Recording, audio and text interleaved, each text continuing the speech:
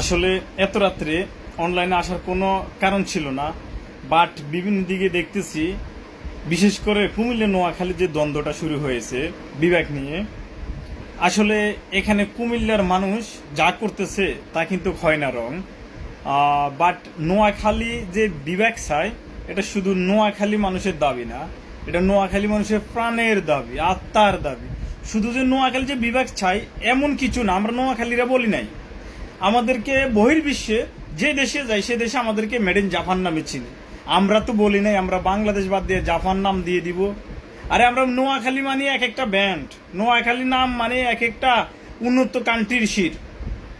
আমরা নোয়াখালীর লোক কোথায় না আছে, বড় বড় ব্যবসা থেকে বাণিজ্য থেকে সবকিছু তো নোয়াখালী আছে, তাহলে আমার নোয়াখালী কেন বিভাগ হবে না?